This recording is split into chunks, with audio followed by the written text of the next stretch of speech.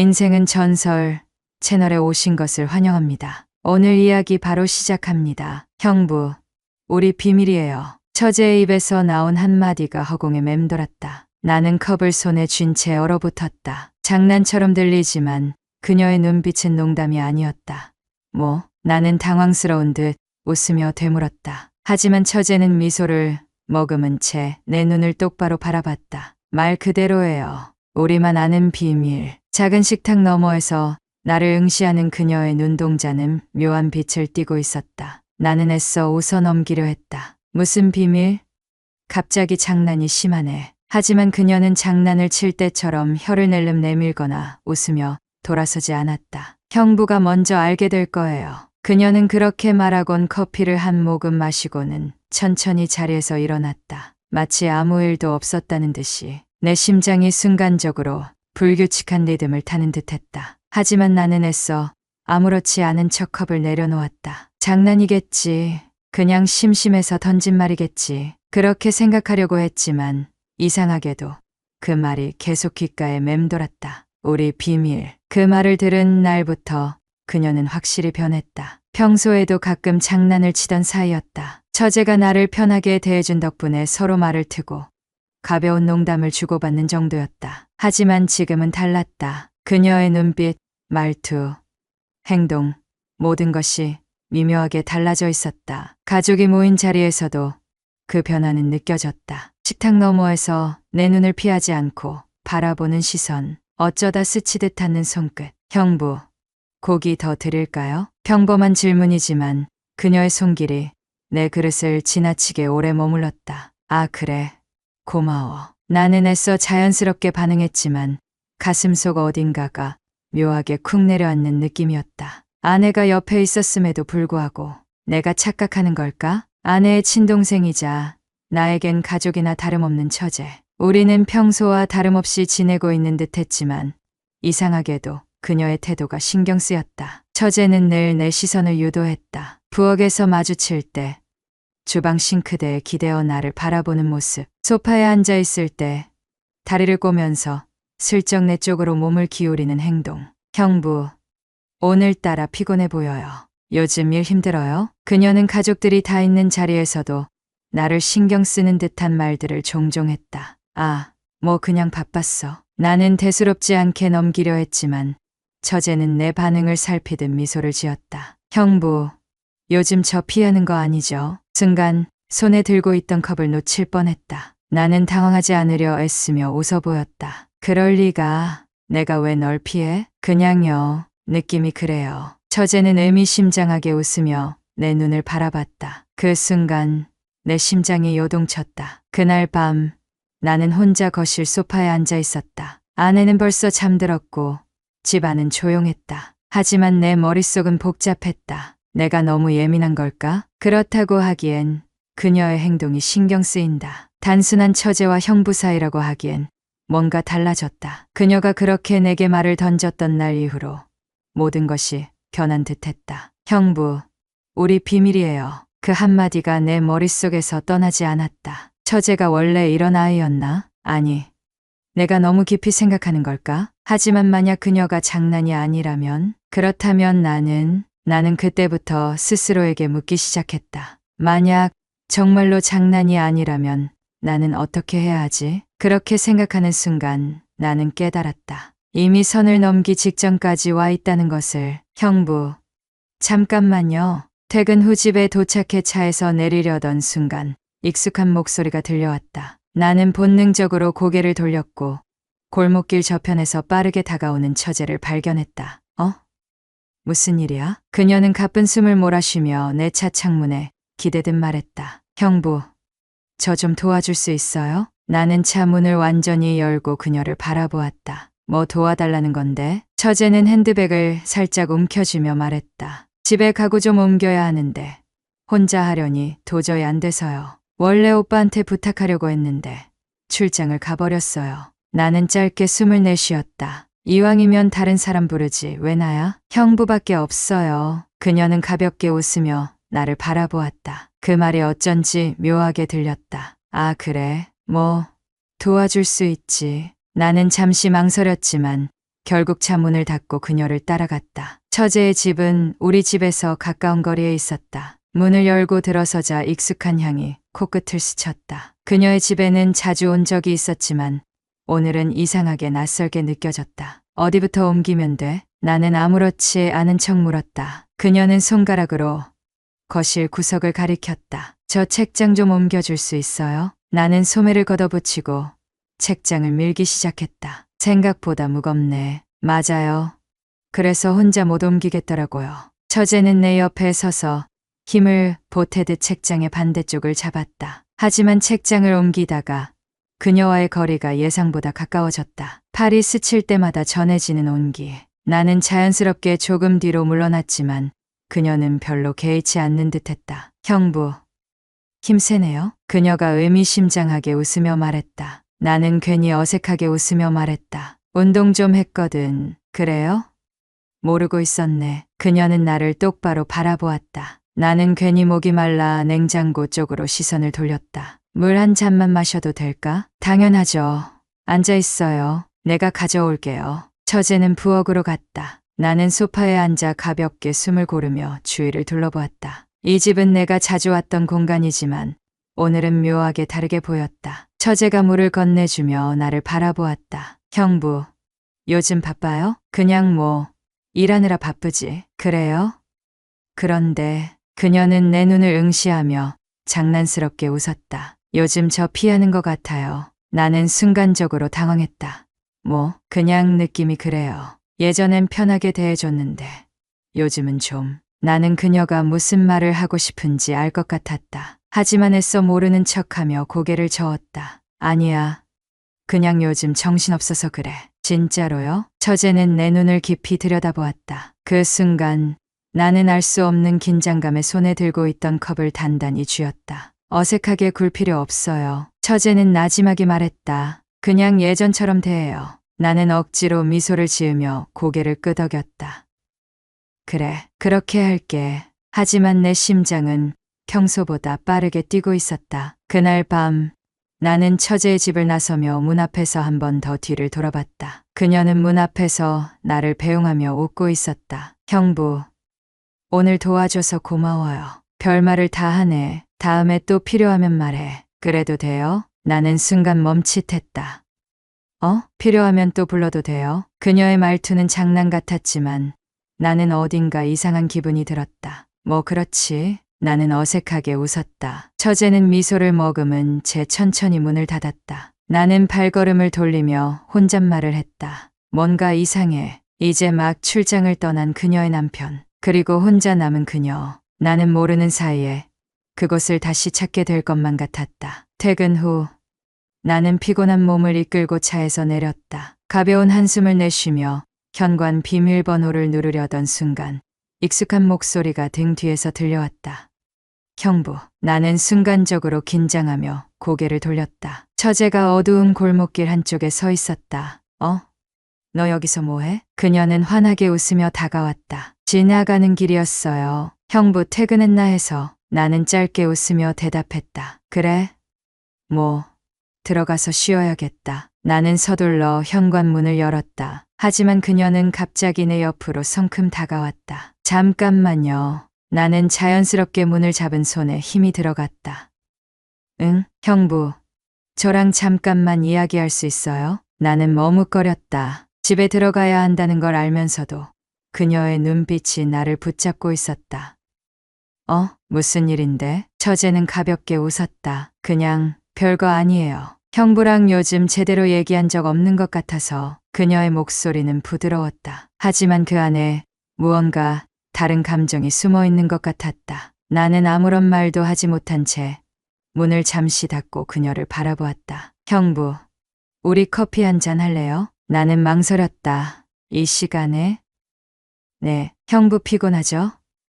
딱 10분만요. 나는 대답을 망설였지만 이미 그녀는 내 팔을 가볍게 잡아 끌었다. 가까운 카페에서요. 금방 끝낼게요. 나는 한숨을 쉬며 따라 나섰다. 멀어지려 했는데 결국 그녀와 나란히 걸으며 카페 문을 열고 있었다. 커피를 받아 들고 자리에 앉았다. 처제는 컵을 손에 감싸쥐고 나를 바라보았다. 형부, 요즘 힘들어요? 나는 살짝 웃었다. 뭐, 그냥 일하느라 바쁘지. 아니요. 그게 아니라 그녀는 말을 멈추고 나를 가만히 응시했다. 형부가 요즘 저 피하는 것 같아요. 나는 순간 뜨끔했다. 무슨 소리야. 그런 거 아닌데. 진짜요? 그녀는 고개를 갸우뚱했다. 그런데 왜 이렇게 서먹해진 것 같지? 나는 피식 웃으며 커피를 한 모금 마셨다. 그냥 내가 이상한 기분이 드는 거겠지. 아닌데. 처제는 내 손끝을 스치듯 가볍게 건드렸다. 형부가 나한테 신경 쓰이는 거 맞죠? 나는 순간적으로 손을 뺐다. 야, 무슨 소리야. 처제는 웃었지만 그 눈빛은 진지했다. 솔직히 말해도 돼요. 난 괜찮으니까. 나는 순간적으로 말을 잃었다. 멀어지려고 했는데 점점 더 가까워지고 있었다. 그날 밤 나는 계속해서 그녀를 떠올리고 있었다. 침대에 누웠지만 쉽게 잠이 오지 않았다. 형부가 나한테 신경 쓰이는 거 맞죠? 그녀의 말이 귓가를 맴돌았다. 아니야. 신경 쓸 이유가 없어. 나는 스스로를 다독이며 눈을 감았다. 하지만 그날 이후 그녀의 존재는 점점 더 강하게 내 안을 파고들었다. 그리고 며칠 후 나는 다시 그녀의 집을 찾게 되었다. 이제 정말로 멀어질 수 있을까? 나는 문 앞에 서서 깊은 숨을 들이마셨다. 하지만 문이 열리는 순간 나는 알았다. 이미 멀어질 수 없는 관계가 되어버렸다는 것을. 처제의 집 문이 조용히 닫혔다. 형부는 천천히 안으로 걸어 들어갔다. 방 안은 적막했고 은은한 조명이 공간을 부드럽게 감싸고 있었다. 형부, 앉아요. 차 끓여줄게요. 처제는 자연스럽게 주방으로 향했다. 형부는 순간 머뭇거리며 문 앞에 서 있었지만 이내 천천히 거실 소파에 앉았다. 괜찮을까? 이 집을 들어서는 순간부터 불안한 감정이 그를 휘감았다. 그는 아무 일 없을 거라며 스스로를 다독였다. 하지만 가슴 속 깊은 곳에서 묘한 떨림이 일어나고 있었다. 그녀가 주방에서 찻잔을 꺼내는 소리조차 이상하게 가깝게 들렸다. 처제가 찻잔을 들고 와 소파 맞은편에 앉았다. 형부, 피곤해 보여요. 그녀의 목소리는 평소보다 조금 더 낮고 부드러웠다. 그냥 요즘 일이 많아서. 형부는 애써 태연한 척하며 찻잔을 들었다. 오늘 와줘서 고마워요. 그녀가 작은 미소를 지으며 말했다. 뭐 별거 아니지. 형부 덕분에 힘든 하루가 덜 외로웠어요. 그녀는 찻잔을 들고 형부를 바라보았다. 그 순간 형부는 눈을 피하려 했다. 하지만 처제의 시선이 단단히 그를 붙잡고 있었다. 모든 것이 빠르게 이루어졌다. 처제는 천천히 다가와 소파에 앉았다. 그녀의 손이 살짝 그의 손등을 스치자 형부는 본능적으로 움츠러들었다. 형부, 그녀가 낮은 목소리로 불렀다. 나 지금 너무 외로워요. 그녀의 말이 귓가에 울렸다. 그녀의 눈빛, 그녀의 손끝, 그리고 그녀의 얼굴이 가까워지는 순간 형부는 더 이상 생각할 수 없었다. 그는 알았다. 이 순간이 지나면 모든 것이 바뀌리라는 것을. 하지만 그는 멈추지 않았다. 시간이 얼마나 흘렀을까? 형부는 천천히 숨을 몰아쉬며 천장을 바라보았다. 방 안은 여전히 조용했고 창밖에서는 빗소리가 들려왔다. 그의 옆에서 그녀는 가만히 눈을 감고 있었다. 그 순간 강한 후회가 밀려왔다. 이제 되돌릴 수 없어. 그는 손으로 얼굴을 감싸며 깊은 숨을 내쉬었다. 그녀는 천천히 몸을 일으켜 형부를 바라보았다. 형부, 후회해요? 그녀의 목소리는 너무도 차분했다. 형부는 아무런 대답도 하지 못했다. 처제는 형부의 손을 잡았다. 형부, 이제 걱정하지 마요. 아무도 모를 거예요. 형부는 그녀의 손을 내려다보았다. 이건 잘못된 거야. 그의 목소리는 흔들렸다. 하지만 처제는 미소를 지으며 고개를 저었다. 이건 우리만의 비밀이에요. 그녀는 속삭이듯 말했다. 이제 우린 아무도 모르게 만날 수 있어요. 그 순간 형부는 알았다. 이 관계는 절대 쉽게 끝나지 않을 거라는 것을. 그는 이미 너무 깊이 빠져버리고 말았다. 아침 햇살이 창가로 스며들었다. 형부는 침대에 누운 채 천장을 바라보았다. 하지만 그의 머릿속은 온통 어젯밤 일로 가득 차 있었다. 정신 차려야 해. 그는 천천히 눈을 감았다가 다시 떴다. 하지만 아무리 애써 부정하려 해도 몸과 마음이 이미 그녀를 원하고 있다는 것을 인정할 수밖에 없었다. 옆에서 자고 있는 아내의 숨소리가 들렸다. 그는 조용히 침대에서 빠져나와 거실로 나갔다. 스마트폰을 집어들고 무심코 확인했다. 새벽 2시 30분 미확인 통화한 건 심장이 순간적으로 뛰었다. 발신자는 처제였다. 그는 곧바로 전화를 걸지 못하고 한참을 화면을 바라보다가 결국 핸드폰을 내려놓았다. 이러면 안 되는데. 하지만 그는 이미 그녀에게 빠져들고 있었다. 그날 저녁 남편은 일부러 집에 일찍 들어왔다. 오늘 웬일로 이렇게 빨리 왔어? 아내는 반갑게 맞아주었다. 그냥 요즘 좀 피곤해서. 그는 소파에 앉아 리모컨을 집어들었다. 그런데 스마트폰이 짧게 진동했다. 형부, 뭐해요? 그는 손을 움켜쥐었다. 아내가 부엌에서 요리를 하는 소리가 들렸다. 그는 고민했다. 아무 일도 없었다는 듯이 넘길 수도 있었다. 하지만 그의 손가락은 이미 화면을 눌러 답장을 보내고 있었다. 집에 있어. 그리고 몇 초 후 처제의 답장이 왔다. 보고 싶어요. 형부는 순간적으로 숨이 막히는 기분이 들었다. 그녀는 더 이상 감추려 하지 않았다. 그는 핸드폰을 내려놓고 한동안 가만히 앉아 있었다. 하지만 머릿속에서는 그녀의 얼굴과 어젯밤의 순간들이 끝없이 재생되고 있었다. 며칠 후 그는 결국 그녀의 집을 다시 찾았다. 이제 와줬네. 처제는 문을 열면서 미소를 지었다. 그냥 잠깐 들린 거야. 그는 애써 담담한 척했지만 그녀의 집에 들어서는 순간부터 심장이 요동쳤다. 형부, 커피 마실래요? 그래. 그는 자연스럽게 소파에 앉았다. 처제는 부엌에서 커피를 준비하며 조용히 말을 건넸다. 형부, 이제 자주 올 거죠? 그는 그녀를 바라봤다. 이러면 안 되는 거 아는데 그럼 멈출 수 있어요? 처제는 커피 잔을 내려놓으며 그를 똑바로 응시했다. 그는 대답하지 못했다. 그녀의 눈빛이 너무도 당당했기 때문이었다. 그는 침묵 속에서 머릿속이 복잡해졌다. 이 관계는 이미 선을 넘어버렸다. 그리고 다시 돌아가기엔 너무 멀리 와버린 기분이었다. 시간이 흐를수록 둘의 만남은 더욱 자연스러워졌다. 처제는 더 이상 숨기지 않았다. 형부, 이번 주말에 뭐 해요? 주말에?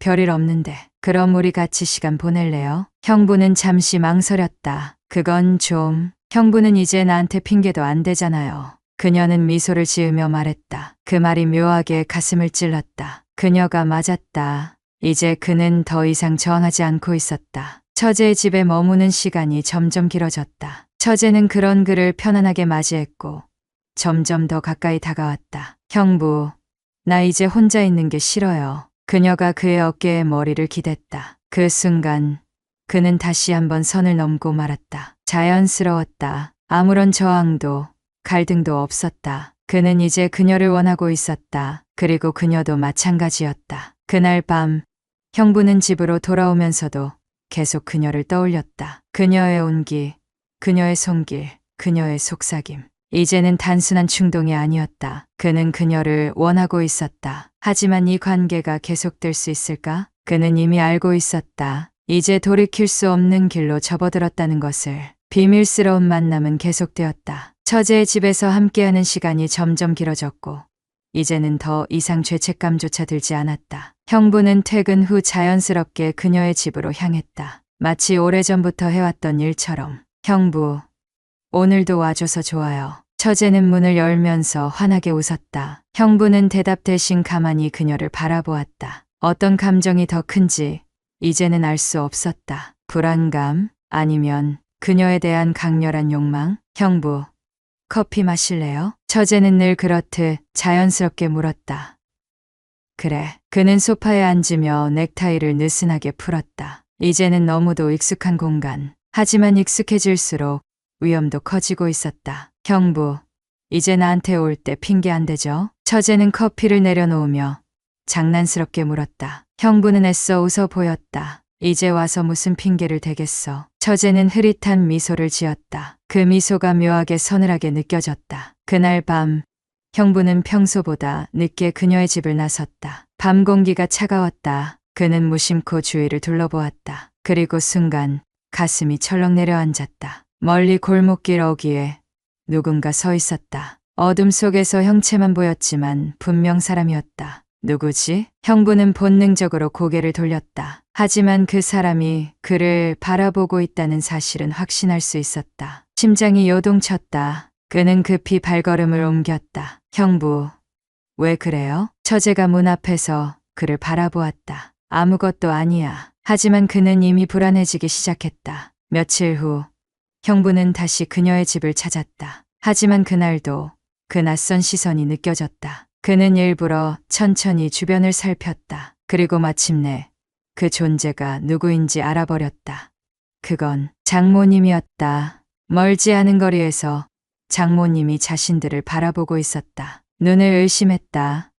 설마. 형부는 순간적으로 피가 거꾸로 솟는 기분이 들었다. 장모님의 표정은 어둡고 복잡해 보였다. 그는 얼어붙은 채 서 있었다. 그리고 그 순간 장모님이 조용히 몸을 돌려 사라졌다. 그날 밤 형부는 좀처럼 잠을 이룰 수 없었다. 장모님이 정말로 우리를 보고 있었을까? 아니면 그냥 우연히 지나간 걸까? 머릿속이 복잡해졌다. 그는 핸드폰을 들어 처제에게 메시지를 보냈다. 오늘 엄마 본 것 같아. 몇 초 후 처제에게서 답장이 왔다. 어디서? 내 집 근처에서. 잠시 후 또 다른 답장이 왔다. 신경 쓰지 마요.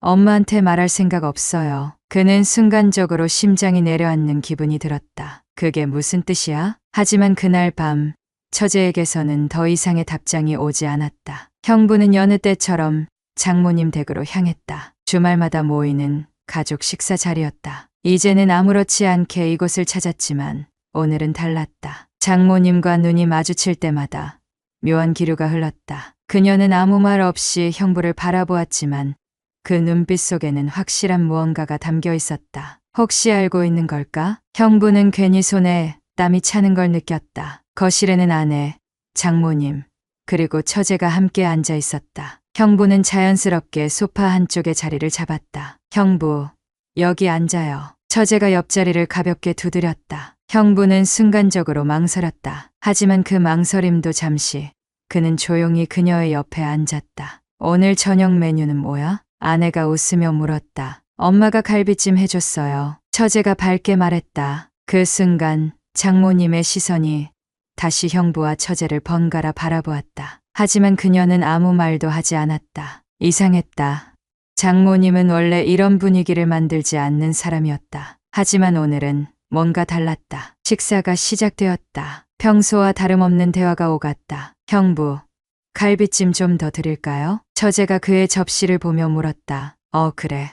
고마워. 형부는 최대한 자연스럽게 대답했다. 하지만 그 순간 장모님이 조용히 말을 꺼냈다. 너희 둘 요즘 많이 친해졌더라. 순간적으로 식탁에 있던 모든 이들의 손이 멈췄다. 형부는 순간적으로 아내를 바라보았지만 그녀는 별다른 표정을 짓지 않았다. 처제는 침착한 척하며 웃었다. 엄마, 형부 원래 친절한 거 알잖아요. 그렇긴 한데 요즘 부쩍 더 그런 것 같아서. 장모님의 말투는 의미심장했다. 형부는 애써 웃으며 말했다. 아무래도 가족이니까요. 장모님은 아무 대답도 하지 않았다. 하지만 그 분위기만으로도 그녀가 무언가를 의심하고 있음을 확실히 알 수 있었다. 식사가 끝난 후 가족들은 거실에서 삼삼오오 모여 앉아 대화를 나누었다. 형부는 소파에 앉아 조용히 TV를 보고 있었다. 그런데 처제가 자연스럽게 그 옆으로 와 앉았다. 그녀는 팔을 가볍게 소파 위에 올려두며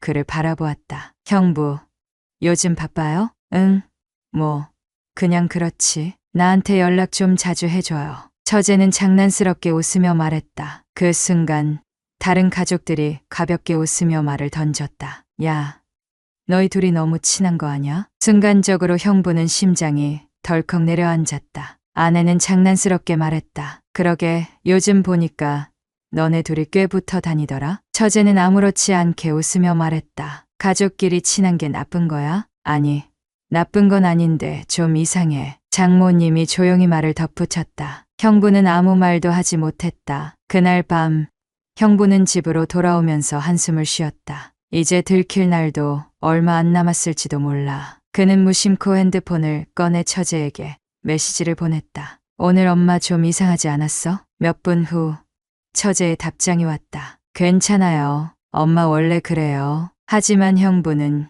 결코 그렇게 생각할 수 없었다. 그녀는 분명 무언가를 눈치챘다. 그리고 그걸 그냥 넘기지는 않을 것이다. 거실 한쪽에서 들려오는 작은 속삭임이 귓가를 찔렀다. 너도 느꼈어? 응, 뭔가 이상해. 형부는 순간적으로 젓가락을 멈추고 고개를 들었다. 장모님과 작은 이모가 다소 낮은 목소리로 대화를 나누고 있었다. 그들은 이따금씩 형부와 처제 쪽을 힐끗 바라보았다. 식탁에는 평소와 다름없는 분위기가 깔려 있었지만 그 안에서 분명한 변화가 느껴졌다.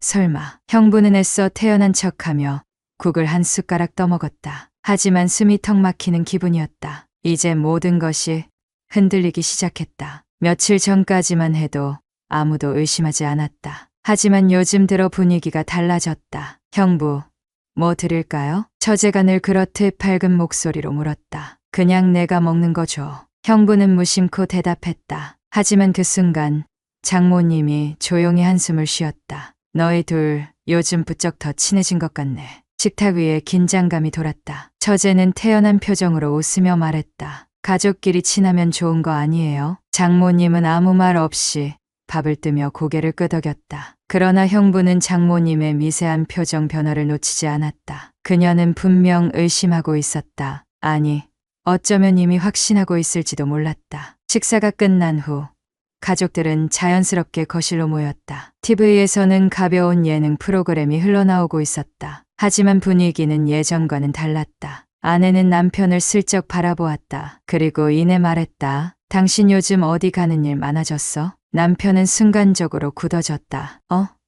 무슨 소리야? 그냥 예전보다 집에 늦게 오는 날이 많아진 것 같아서. 아내는 무심한 척했지만 그 말에는 분명한 의미가 담겨 있었다. 일 때문에 그래. 바빴어. 남편은 짧게 대답했다. 그러자 아내는 고개를 끄덕이며 작게 한숨을 쉬었다.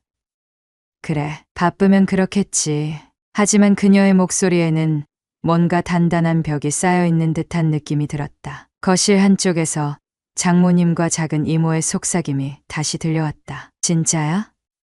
내가 직접 본 거야? 아니, 그냥 느낌이 그래. 눈빛도 그렇고 행동도 그래. 설마 우리 사위가 그런 사람이겠어? 나도 그렇게 믿고 싶어. 그들은 형부가 듣지 못할 거라고 생각하고 이야기하는 듯했다. 하지만 그는 모든 대화를 듣고 있었다. 이제 곧 모든 게 들통나겠군. 손에 땀이 차기 시작했다. 어머니와 작은 이모뿐만이 아니었다. 아내도 다른 가족들도 미묘한 변화를 감지하고 있었다. 하지만 아무도 먼저 그 이야기를 꺼내지 않았다. 딸을 잃고 싶지 않았고 사위와의 관계를 망치고 싶지도 않았기 때문이었다. 그래서 그들은 스스로에게 되뇌었다. 설마 그런 일이 있겠어? 하지만 그 설마가 점점 더 현실이 되어가고 있었다. 형부는 오늘도 거울 속 자신의 얼굴을 바라보며 깊은 한숨을 내쉬었다. 이제 정말 멈춰야 할 때가 온 걸까? 하지만 그가 핸드폰을 들고 메시지를 확인하는 순간 고민은 아무 의미 없다는 듯 사라졌다. 오늘 올 거죠? 그는 잠시 손가락을 멈추고 생각했다. 하지만 결국 이미 익숙해진 대로 답장을 보내고 말았다. 잠시 후에 갈게. 처제의 집으로 향하는 길. 형부의 심장은 평소보다 더 빠르게 뛰었다. 길가의 가로등 불빛이 차창을 스치고 지나갈 때마다 그의 머릿속은 복잡해졌다. 한 번이라도 그녀를 만나지 않을까 고민했던 적이 있었지만 결국 그는 매번 그녀를 향해 걸어가고 있었다. 이제는 매일 그녀의 집에 가는 것이 자연스러운 루틴처럼 느껴졌다. 돌아가야 한다는 이성적 판단보다 보고 싶다는 감정이 더 강해지고 있었다. 문을 두드리자 도어락이 풀리는 소리가 들렸다. 문이 열리자 익숙한 향기가 코끝을 스쳤다. 거실에는 은은한 조명이 켜져 있었고 처제는 소파에 앉아 그를 기다리고 있었다. 오늘은 늦었네요. 그녀가 다소 느린 목소리로 말했다. 조금 조심하느라. 형부는 한숨을 내쉬며 소파에 몸을 기대었다. 그녀는 천천히 다가와 그의 어깨에 기대며 속삭였다. 형부, 이제 그만 멀어지려는 척해요. 우리는 이미 이렇게 되어버렸잖아요. 그는 그녀의 머리칼을 쓰다듬으며 나지막이 대답했다. 이렇게 계속 가다간 분명히 들킬 거야. 그래서 멈추고 싶어요? 그는 아무런 대답도 하지 않았다. 그들은 이제 자연스럽게 시간을 맞추어 만났다. 형부는 퇴근 후 가끔은 늦은 저녁을 먹고 온다고 핑계를 대며 그녀의 집으로 향했다. 때로는 회사에서 야근한다고 둘러댔고 가끔은 차를 타고 한참을 돌다가 일부러 늦게 귀가했다. 하지만 이런 만남이 반복될수록 핑계는 점점 빈틈이 많아졌다. 형부, 요즘 나한테 오는 게 더 조심스러워진 것 같아요. 처제가 그의 손을 꼭 잡으며 말했다. 그는 고개를 끄덕였다. 조금만 더 조심하자. 요즘 다들 우리를 신경 쓰는 것 같아. 그래요. 그런데 형부는 내가 없으면 못 살죠? 처제는 장난스럽게 물었지만 형부는 그 말에 쉽게 대답하지 못했다. 정말로 그녀 없이 살 수 있을까? 그러기에는 이미 그녀가 일상이 되어버렸다. 그녀를 만나지 않는 하루는 상상할 수도 없었다. 점점 더 위험한 감각이 스며들었다. 장모님은 자꾸만 그를 유심히 바라보았고 작은 이모는 뜬금없이 말했다. 조카 사위, 요즘 어디 자주 다니는 것 같던데? 아니에요. 그냥 일이 바빴어요. 남편은 애써 태어난 척했지만 그들의 시선은 쉽게 거두어지지 않았다. 그리고 어느 날 아내가 그에게 조용히 물었다. 당신 요즘 어디 다녀? 그는 순간적으로 심장이 내려앉는 느낌이었다. 무슨 말이야? 그냥 가끔씩 퇴근 후에 연락이 안 될 때가 있잖아. 그야 뭐 피곤해서 혼자 드라이브 좀 한 거지. 아내는 아무 말 없이 고개를 끄덕였지만 그녀의 표정은 어딘가 단단하게 굳어 있었다. 그날 밤 남편은 침대에 누워 한숨을 쉬었다. 그는 핸드폰을 들어 처제에게 메시지를 보냈다. 요즘 다들 뭔가 이상해. 몇 분 후 처제의 답장이 왔다. 그럼 멈출 거예요? 그는 잠시 손을 멈췄다. 그럴 수 있을까? 그는 천천히 답장을 보냈다. 아니, 그리고 몇 초 후 그녀의 답장이 왔다. 그럴 줄 알았어요. 그럼 내일 봐요. 그 순간 그는 깨달았다. 이제는 그녀 없이 돌아갈 자신이 없었다. 형부는 퇴근 후 집 앞에서 한참을 서 있었다. 차 안에서 시동을 끄고도 바로 내리지 못했다. 요즘 들어 아내의 분위기가 달라졌다. 그녀는 예전처럼 다정하게 맞아주지 않았고 자꾸만 무언가를 눈치채려는 듯한 태도를 보였다. 그가 집에 늦게 들어올 때마다 예전에는 고생했어 라고 말하던 아내가 이제는 시계를 확인하고 아무 말 없이 한숨만 쉬고 있었다. 설마. 그는 천천히 차에서 내려 현관 비밀번호를 눌렀다. 문이 열리는 순간 아내가 거실에서 앉아 그를 바라보고 있었다. 오늘은 좀 일찍 왔네. 평범한 인사 같았지만 그녀의 말투는 날이 서 있었다. 남편은 가볍게 미소를 지으며 넥타이를 풀었다. 응. 요즘 야근이 많았잖아. 오늘은 좀 일찍 끝나서. 아내는 고개를 끄덕이며 소파에 등을 기대었다. 그래, 근데 말이야. 당신 요즘 정말 바쁜 거 맞아? 그의 손이 순간적으로 멈칫했다. 무슨 말이야? 그냥 요즘 당신 너무 자주 늦게 들어오잖아. 그리고 퇴근 시간인데도 연락이 잘 안 되고. 아내의 목소리는 평소보다 차가웠다. 그는 애써 태어난 척 웃으며 대답했다. 그냥 일이 많아서 그래. 피곤해서 핸드폰 확인도 잘 못하고. 하지만 아내의 눈빛은 흔들리지 않았다. 그녀는 잠시 그를 바라보다가 조용히 말했다. 그럼 회사에 전화해볼까? 순간적으로 심장이 철렁 내려앉았다. 무슨 소리야? 남편은 자연스럽게 반문했지만 그의 목소리는 미묘하게 떨리고 있었다. 그냥 이상해서. 아내는 천천히 몸을 일으켜 그를 바라보았다. 오늘 낮에 엄마랑 통화했어. 그의 손이 서서히 주먹을 쥐었다. 엄마가 뭐라고 하셨는데? 지난번에 당신이 퇴근하고 나서 동생네 집 앞에서 봤다고 하더라. 그는 아무 말도 하지 못했다. 아내는 조용히 그를 응시했다. 그날 당신 나한테 야근한다고 했었지? 그 순간 거실의 공기가 무겁게 가라앉았다. 아내는 이미 뭔가를 확신하고 있었다. 하지만 확실한 증거가 없기에 결정적인 질문을 던지지 않고 있었다. 그래서 나는 그냥 생각해봤어. 당신이 정말 바빴던 게 맞나? 그녀는 스마트폰을 열어 통화 기록을 확인했다. 회사 동료들한테도 물어볼까 했어. 당신이 정말 바빴던 게 맞는지. 남편은 순간적으로 숨이 막혔다. 이제는 거짓말을 해도 소용없을 것이다. 아내는 더 이상 의심하는 것이 아니라 확신을 갖기 위한 마지막 퍼즐을 맞추고 있었다. 당신한테 마지막으로 묻고 싶어. 아내는 천천히 그를 바라보았다. 당신 나한테 숨기는 거 있지? 남편은 아무 말도 하지 않았다. 대답할 수 없었다. 그 사람 우리 처제 맞지? 그 순간 그의 심장이 멎는 듯했다. 그녀의 입에서 그 사람이라는 단어가 나왔을 때 그는 더 이상 피할 수 없다는 걸 알았다. 아내의 손이 가늘게 떨리고 있었다. 눈빛은 차가웠지만 감정을 억누르려는 듯한 모습이었다. 당신 나한테 이럴 수 있어? 그녀의 목소리가 떨리기 시작했다. 그 순간 남편은 깨달았다. 이제는 모든 것이 끝났다는 것을. 거실의 공기가 무겁게 가라앉았다. 남편은 소파에 앉아 있었고 아내는 그를 노려보며 서 있었다. 두 사람 사이에는 말로 형용할 수 없는 긴장감이 흘렀다.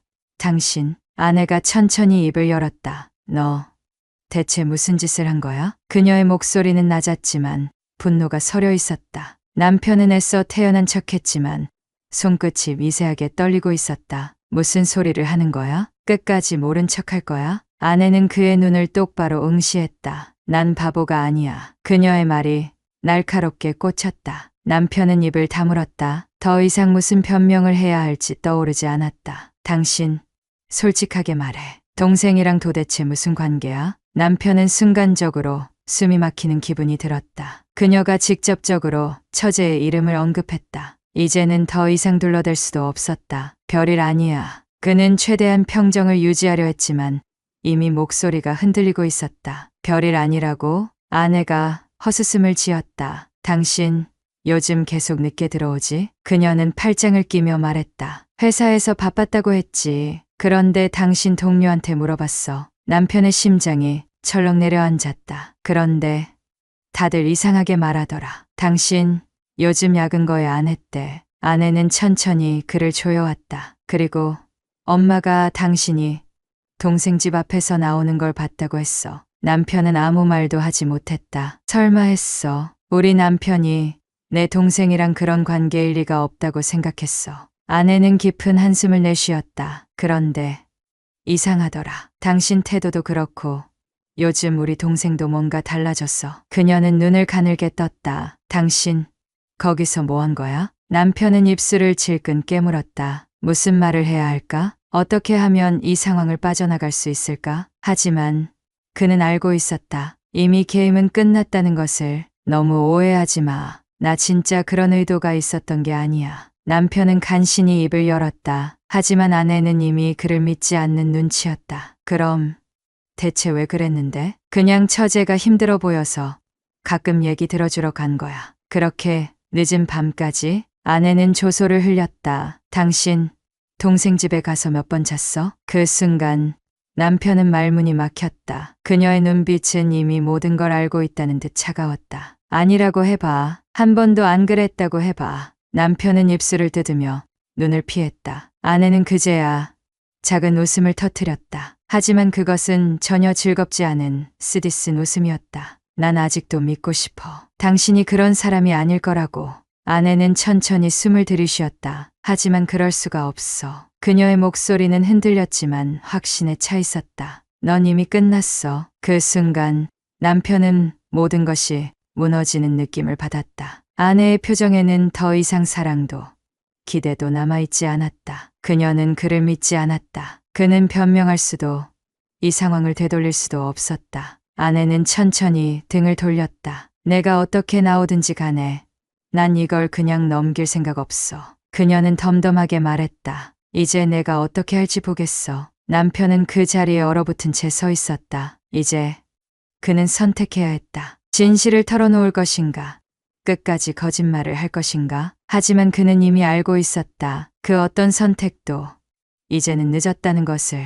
거실은 폭풍이 휩쓴 듯한 침묵 속에 휩싸였다. 아내는 가만히 서서 남편을 내려다보았다. 그녀의 얼굴에는 차가운 분노와 실망이 서려 있었다. 이제 뭐라고 할 건데? 남편은 답하지 못했다. 그저 고개를 숙인 채 아무런 말도 하지 못한 채 있었다. 그리고 그 순간 침묵을 깨는 소리가 들렸다.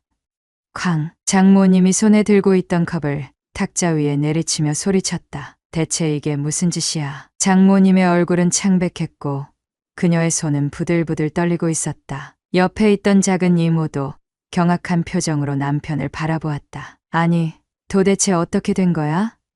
진짜야. 아내는 천천히 숨을 들이쉬었다. 맞아, 진짜야. 그녀의 말이 떨어지는 순간 거실이 얼어붙었다. 모두가 남편을 바라보았다. 그는 아무 말도 하지 못했다. 거짓말이겠지? 장모님은 떨리는 목소리로 말했다. 하지만 그 누구도 대답하지 않았다. 그 순간 계단 위에서 조용한 발소리가 들려왔다. 모두가 고개를 돌리자 처제가 천천히 내려오고 있었다. 그녀의 표정은 담담했다. 이제 숨길 필요 없잖아요. 그녀는 거실 한가운데 서서 조용히 말했다. 이미 다 알게 됐으니까. 장모님은 비틀거리며 소파에 주저앉았다. 이게 대체 어떻게 된 일이야? 처제는 눈을 감았다가 떴다. 그리고 아주 단호한 목소리로 말했다. 엄마, 난 형부를 사랑해요. 그 말이 떨어지는 순간 장모님의 얼굴이 하얗게 질렸다. 작은 이모는 입을 틀어막으며 믿을 수 없다는 듯 처제를 바라보았다. 아내는 동생을 노려보며 이를 악물었다. 지금 그게 할 말이야? 순식간에 소란이 일었다. 작은 이모는 분노에 찬 목소리로 말했다. 너 지금 제정신이야? 저 사람이 내 형부야. 우리 가족이라고. 가족이었죠. 하지만 이제 아니에요. 처제의 목소리는 차분했지만 확고했다. 난 이제 형부가 아니라 그 사람을 사랑하는 거예요. 이 미친. 장모님은 손으로 머리를 감싸주었다. 너희 둘 지금 당장 끝내. 아니면 난 너희를 내 딸, 내 사위로 생각하지 않겠다. 처제는 눈을 감았다가 떴다. 엄마, 난 이미 선택했어요. 남편은 그제야 겨우 입을 열었다. 장모님, 저도. 하지만 그의 말을 끝까지 듣지도 않고 장모님은 벌떡 일어나더니 그의 뺨을 후려쳤다. 찰싹. 날카로운 소리가 거실에 울려 퍼졌다. 남편은 고개를 돌린 채 그대로 굳어버렸다. 아내는 분노로 떨리는 목소리로 말했다. 당신, 지금 여기서 나가. 남편은 아무 대답도 하지 않았다. 처제는 형부를 감싸며 말했다. 우린 잘못한 거 없어요. 잘못이 없다고? 아내는 비웃으며 말했다. 내가 진짜 그런 말을 할 수 있어? 내가 지금까지 내 남편이었던 사람이랑 뭘 했는지 내가 감히 그런 말을 할 수 있어? 사랑을 선택한 게 죄라면 난 평생 죄를 짓고 살겠어. 처제의 대답에 장모님은 또 한 번 머리를 감싸주었다. 이걸 대체 어떻게 해야 하니? 작은 이모도 고개를 저으며 말했다. 이걸 우리 집안에서 어떻게 받아들여, 어떻게 해야 하냐고.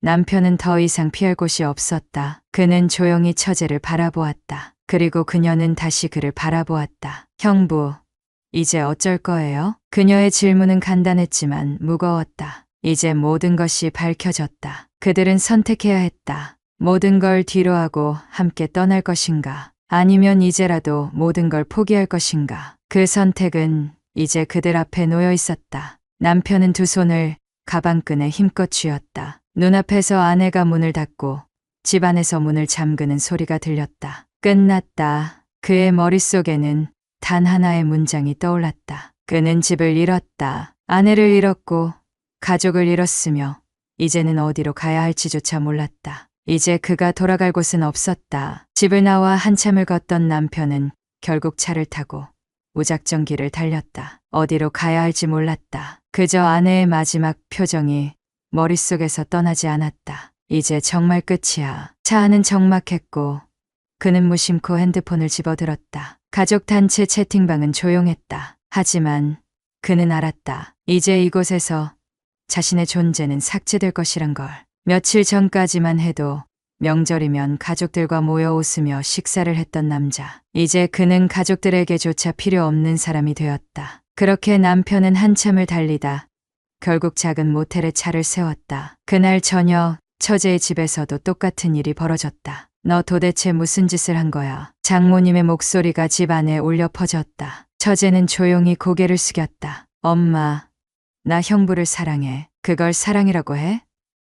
응. 장모님은 손을 덜덜 떨었다. 작은 이모가 다급하게 말했다. 얘야, 제발 정신 차려. 지금 이게 말이 된다고 생각해. 내가 사랑하는 사람을 선택한 게 그렇게 큰 죄야? 장모님은 그대로 벽에 기대어 털썩 주저앉았다. 나는 도저히 널 용서할 수 없어. 처제의 얼굴에 미소가 사라졌다. 그럼 나도 여기에 있을 이유가 없겠네. 장모님은 순간적으로 처제를 붙잡았지만 그녀는 천천히 손을 뿌리쳤다. 엄마, 내가 선택한 사람이야. 그녀는 가방을 챙기고 현관문을 열었다. 너 지금 나가면 다시는 우리 집에 발들이지 마. 처제는 문 앞에서 잠시 멈칫했다. 하지만 결국 그녀는 조용히 문을 닫았다. 남편은 모텔방에서 천장을 바라보며 누워 있었다. 이제 모든 것이 끝났다고 생각했다. 그런데 노크 소리가 들렸다. 그는 천천히 몸을 일으켰다. 문을 열자 그 앞에는 처제가 서 있었다. 그녀는 한 손에 작은 여행 가방을 들고 있었다. 형부, 나도 집에서 쫓겨났어. 형부는 아무런 말도 하지 못했다. 그녀는 작은 미소를 지으며 말했다. 이제 우리 같이 살아야겠네. 그녀의 눈빛에는 흔들림이 없었다. 형부는 한참 동안 그녀를 바라보다가 결국 그녀를 방 안으로 들였다. 형부는 한숨을 내쉬며 말했다. 이제 어떻게 할 거야? 처제는 천천히 침대에 걸터앉으며 말했다. 형부가 원하면 그냥 여기에 머물러도 돼. 하지만 이대로 있을 순 없잖아. 그럼 우리 도망갈까? 형부는 그녀를 바라보았다. 도망? 응, 이 도시에 있으면 계속 우리를 찾으려고 할 거야. 난 이제 가족도 없고 형부도 그렇잖아. 그녀는 그를 똑바로 바라보았다. 그러니까 우리 다른 곳에서 새롭게 시작하자. 그 말이 떨어지는 순간 형부는 한참 동안 그녀를 바라보았다. 그리고 마침내 그는 결정을 내렸다. 그래, 가자. 그는 그녀의 손을 잡았다. 모든 걸 버리고 둘만의 세상을 향해. 형부는 새벽녘 창가에 앉아 창밖을 바라보았다. 모텔방은 조용했고 옆에서는 처제가 잠든 채로 가볍게 숨을 쉬고 있었다. 이제 선택해야 할 때였다. 도망칠 것인가 아니면 남아서 모든 것을 책임질 것인가. 하지만 그는 알고 있었다. 이미 가족들에게 버림받았고 사회적으로도 이 관계는 받아들여지지 않을 것이라는 것을. 그렇다면 이제 남은 길은 단 하나뿐이었다. 그는 천천히 자리에서 일어났다. 그리고 거울 속에 자신의 얼굴을 바라보았다. 초췌했다. 단 몇 주 만에 모든 것이 변해버렸다. 그가 사랑했던 가정, 가족, 일상 모두가 사라져버렸다. 그리고 이제 그는 유일하게 자신을 붙잡고 있는 사람을 바라보았다. 처제. 그녀는 침대에서 몸을 뒤척이며 작은 소리로 말했다. 형부. 그녀의 목소리는 희미했지만 간절했다. 그는 조용히 그녀의 손을 잡았다. 그녀는 천천히 눈을 떴다. 형부 왜 안 자요? 그는 조용히 한숨을 내쉬었다. 이제 어떻게 해야 할지 생각하고 있었어. 처제는 눈을 깜박이며 그를 바라보았다. 그리고 조용히 몸을 일으켰다. 형부, 우리 어떻게든 함께할 수 있어요. 그녀의 말은 확신에 차 있었다. 하지만 그는 알고 있었다. 그렇게 간단한 문제가 아니라는 걸. 모텔방에만 있을 수는 없었다. 둘은 조심스럽게 밖으로 나갔다. 하지만 세상의 시선은 그들을 가만히 두지 않았다. 그의 지인들은 이미 소문을 듣고 있었고 거리에서 마주친 사람들의 속삭임이 들렸다. 저 사람 아니야? 그렇대. 자기 처제랑. 그의 손끝이 차가워졌다. 이제 어디에도 숨을 곳이 없었다. 그날 밤 처제는 형부를 바라보며 말했다. 형부, 우리 떠나자. 떠난다고 해결될까? 여기서 우리가 뭘 해도 사람들은 절대 우리를 용서하지 않을 거예요. 처제의 눈빛은 단호했다. 새로운 곳에서 새롭게 시작하면 돼요. 형부랑 나 둘이서. 그는 깊은 숨을 내쉬었다. 그리고 마침내 마지막 선택을 내렸다. 그래, 떠나자. 그렇게 그들은 모든 것을 버리고 떠나기로 결심했다. 형부와 처제는 새벽녘 짙은 안개 속을 뚫고 길을 나섰다. 두 사람의 손은 단단히 맞잡혀 있었지만 마음 한편에는 묵직한 불안이 자리 잡고 있었다. 그들은 모든 걸 버리고 떠나는 중이었다. 가족도, 과거도, 자신들이 익숙했던 모든 것들을 두고 떠나야 했다. 차창 밖으로 흐릿하게 지나가는 도시의 불빛들이 서서히 멀어져 갔다. 그들은 다시는 이곳으로 돌아오지 못할 것이었다. 형부, 정말 괜찮겠어요? 운전석에서 핸들을 잡고 있던 형부는 천천히 숨을 내쉬었다. 이미 되돌릴 수 없는 길을 선택했잖아. 처제는 창밖을 바라보며 작게 웃었다. 그럼 우리 어디로 가요? 형부는 길게 생각하지 않고 대답했다. 사람들이 우릴 모르는 곳, 아무도 우리가 누군지 묻지 않는 곳. 그 말에 처제는 천천히 고개를 끄덕였다. 그럼 이제부터 우리는 새로운 사람이 되는 거네요. 한참을 달려 도착한 작은 시골 마을. 오래된 여관방에 짐을 풀었다. 창문을 열자 차가운 공기가 방 안으로 밀려 들어왔다. 처제는 천천히 손을 뻗어 형부의 손을 잡았다. 형부, 이제 우리 둘뿐이에요. 그녀의 목소리는 따뜻했지만 그 안에는 약간의 불안이 섞여 있었다. 형부는 그녀를 바라보았다. 이제 정말 괜찮을까? 우린 괜찮아야 해요. 그녀는 단호하게 말했다. 하지만 형부는 알고 있었다. 과거로부터 완전히 도망칠 수 없다는 걸. 새로운 도시, 새로운 삶. 그러나 그들을 쫓는 것은 기억과 죄책감이었다. 그들은 떠나오기 전 마지막으로 가족에게 연락을 시도했었다. 하지만 아무도 전화를 받지 않았다. 처제는 문자를 보냈다. 엄마, 미안해요. 하지만 난 형부와 함께 할 거예요. 그러나 답장은 오지 않았다. 그들의 존재는 가족들에게서 완전히 지워지고 있었다. 형부, 우리가 정말 버림받은 걸까? 처제가 조용히 물었다. 형부는 아무런 대답도 하지 않았다. 시간이 지나면서 그들은 새로운 삶에 적응해 갔다. 도시를 떠나 조용한 곳에서 일하며 살아갔다. 하지만 형부는 매일 밤 꿈속에서 아내의 마지막 표정을 보았다. 처제도 가끔씩 창밖을 멍하니 바라보았다. 그녀는 행복했지만 불안했다. 형부, 우리는 영원히 도망쳐야 할까? 형부는 그녀를 바라보며 조용히 말했다. 아마도